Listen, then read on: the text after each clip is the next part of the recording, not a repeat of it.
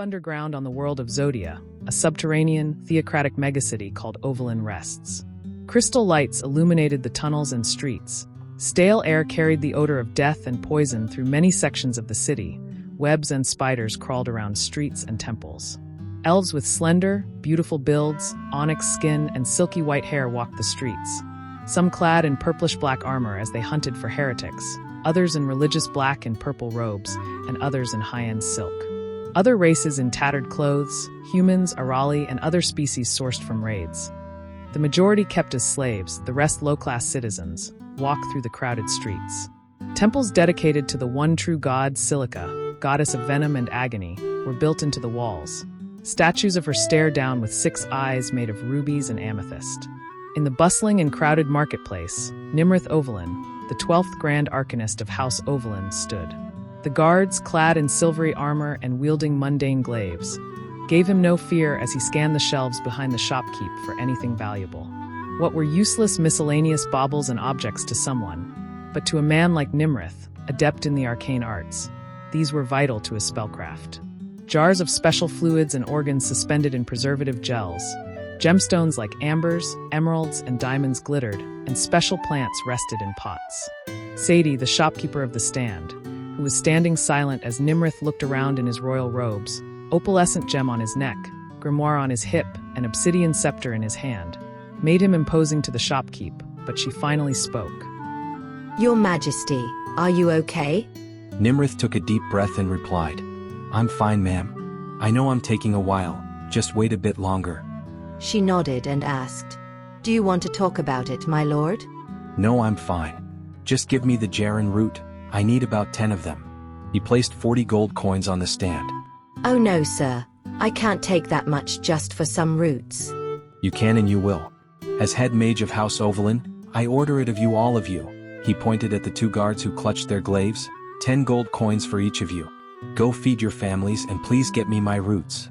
Sadie quickly ran to the shelves and placed the roots in a sack and handed them to Nimrith. Here you are, Grand Arcanist Ovalin. Thank you so much for your charity.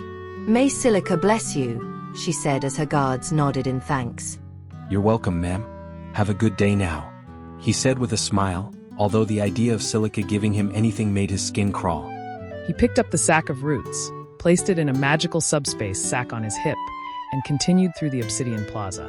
Through the teeming streets Nimrith walked, keeping his voice silent and head straight, but it was hard for him to hear his own thoughts over the many voices bouncing around the place. The conversations were silenced as everyone began to form a crowd around a ritual circle etched into the floor like a trench. At the end of the circle were 6 onyx obelisks with amethyst at the top, symbolic of Silica's sight. 2 inquisitors stood, their curved adamantium blades and wristlet crossbows dripping with venom. In the center was an elf woman in royal purple and black robes that Nimrith recognized as his older sister, High Priestess Nedolin. She stood above a shirtless human man bound by his arms via chains. She crossed her 4 arms and shook her head as she grimaced at his pale skin. Nedolin grabbed his face with her lower arm and said, At least you'll be worth something now, just like your wife and daughter were. He spat in her face and glared at her. Fuck you, he snarled with a mixture of rage, sorrow, and defeat in his tone. The Inquisitor moved so fast it was like she teleported and swung her sword at the man, but Nedolin grabbed her arm and wiped the spit from her face. Stand down, Inquisitor. She nodded and returned to her post as Nedolin looked down at the man. It's good you still have some fury and defiance. It'll be so good for everyone to see me tear it out of you bit by bit. She shivered at the thought as she gently ran her hand down the man's neck and back. Nedolin walked to the middle of the Inquisitors and spoke. Faithful servants of Silica, we've had another successful raid to the surface and gained resources like this heretic. This red-blooded prime ape was sourced from the Garden of Weakness itself. Others of his ilk have served our mother as delectable tithes, and now his body will be our tithe. His agony will feed our Tihum, and his soul will nourish our mother. Sila, she proclaimed as everyone repeated the prayer. Purple traces etched in her skin glowed as venomous spiders crawled down the chains and bit him in his neck and shoulder, pumping venom that increased his sensitivity to touch. A few moments later, he squirmed in his chains as the breeze that wafted through the chamber felt like sharp dust grinding on his skin. High Priestess Nedolin slowly walked behind the man and grinned as he gritted his teeth when she ran her hand on his back. She spoke an incantation and conjured a curved, serrated, ornate knife in her hand that had a violet sheen and a three-headed whip lined with sharp shards of serrated glass. Nimrith knew how this ended. It wasn't the first sacrifice, and it wouldn't be the last. He shook his head and continued walking.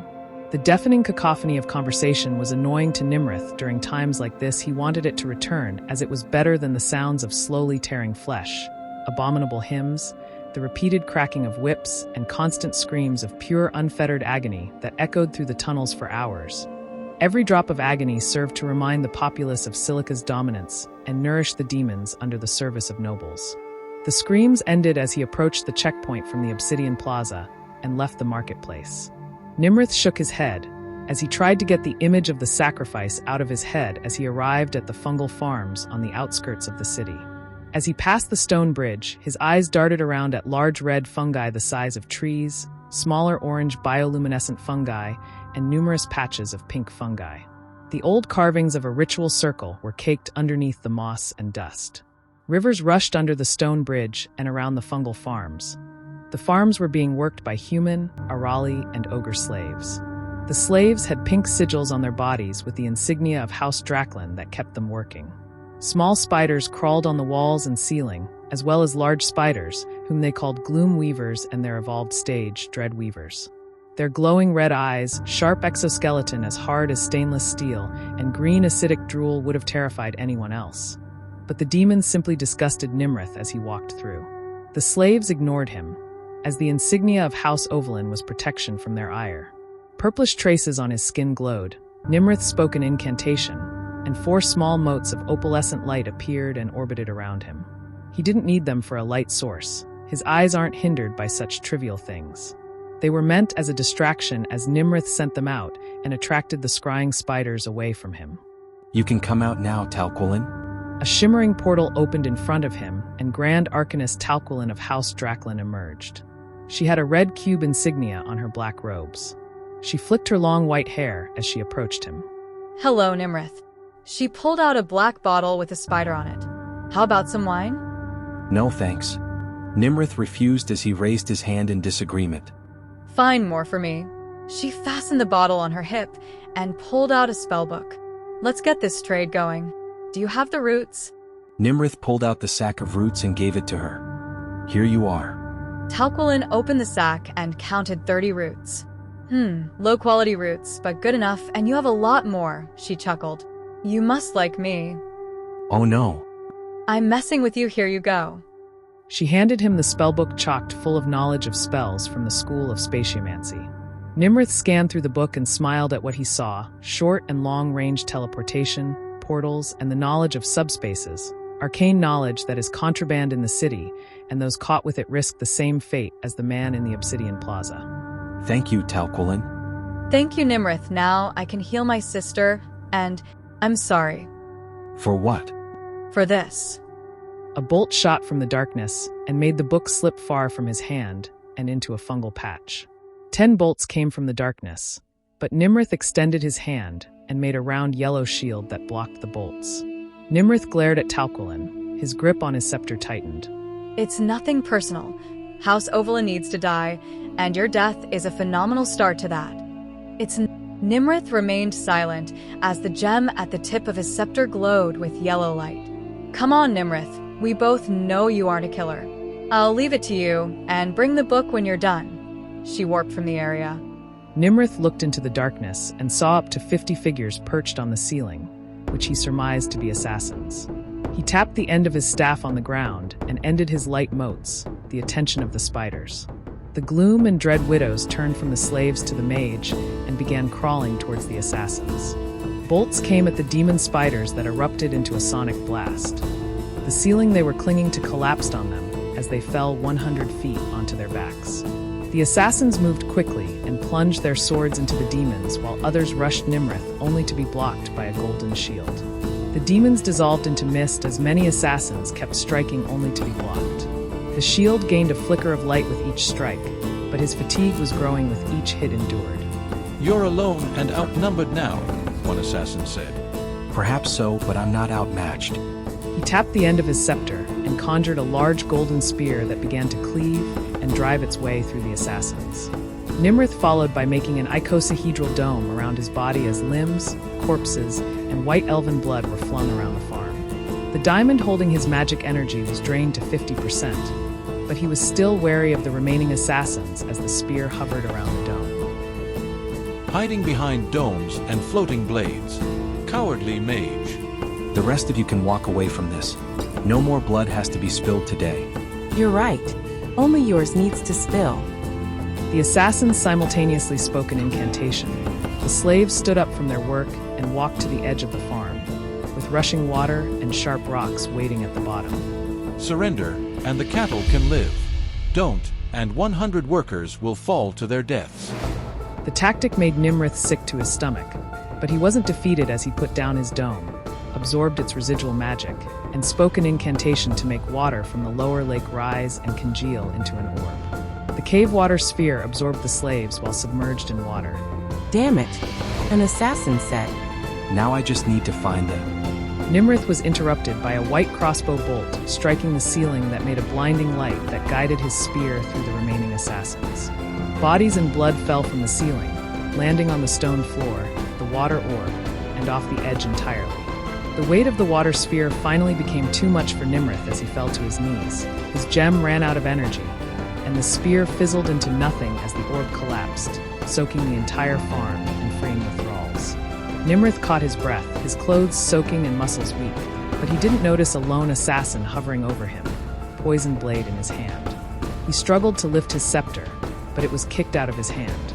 Just when he was about to meet his end, from seemingly nowhere an Arali woman with peach skin, a black cloak with arcane sigils etched in the fabric, and horns that stuck upward like a spear slit the assassin's throat with a dagger. Blood spewed from his open throat and splashed on Nimrith. She pushed the body away from Nimrith and kneeled down to him. She perched his head on her lap as she pulled out a healing potion, held his head up, and gently guided the healing solution down his throat.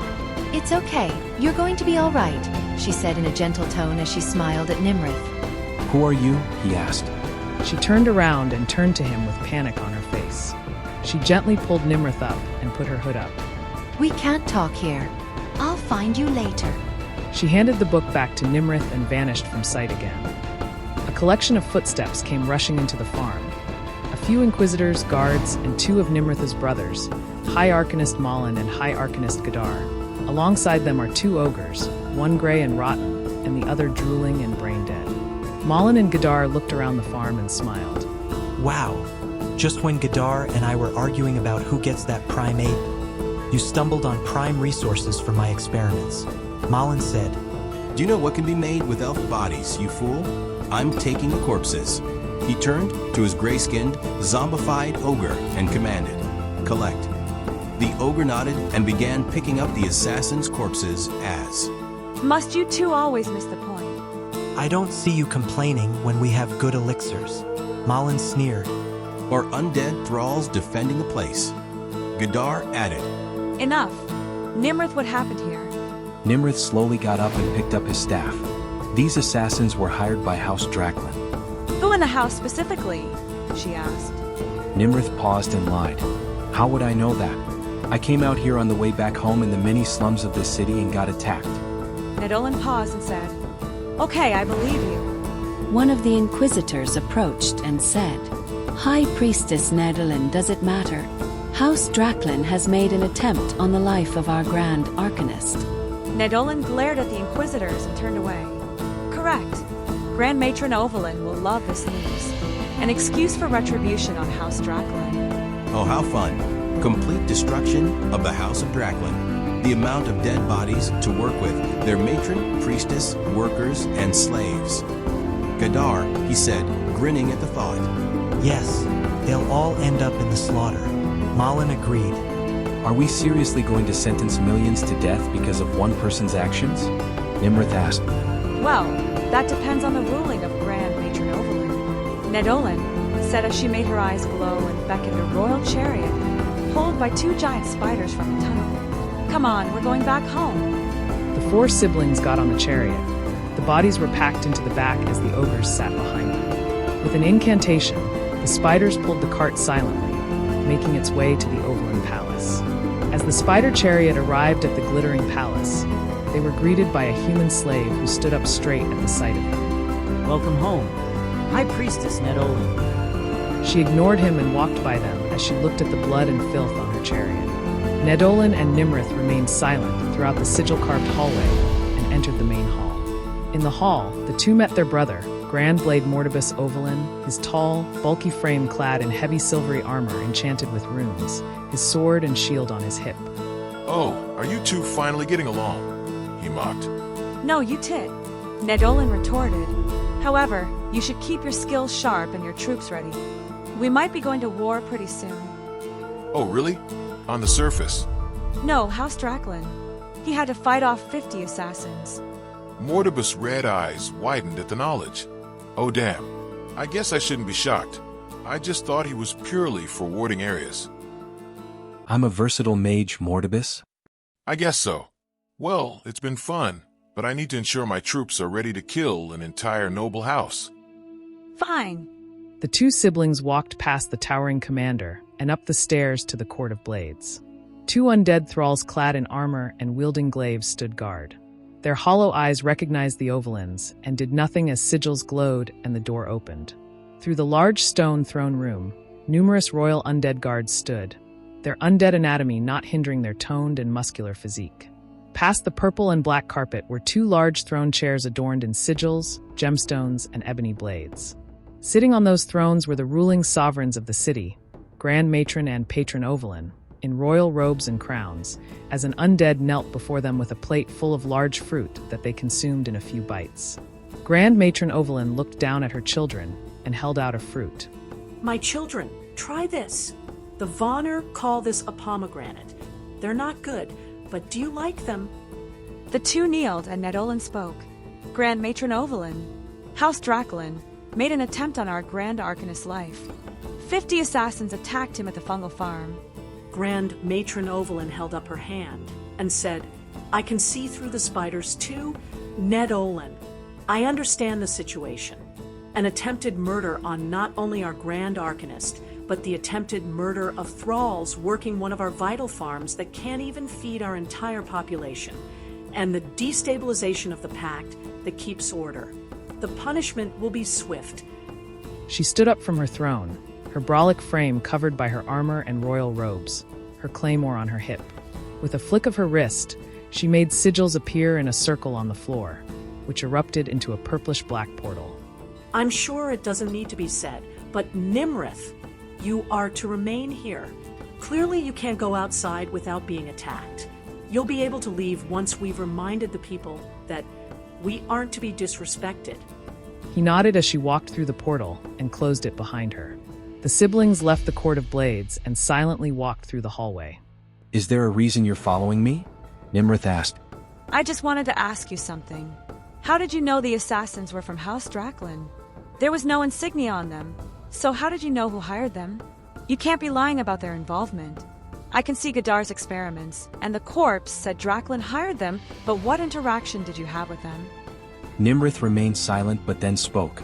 I don't owe you anything. She shook her head as Nimrith walked off. Get better at lying, she shouted before she went to her room.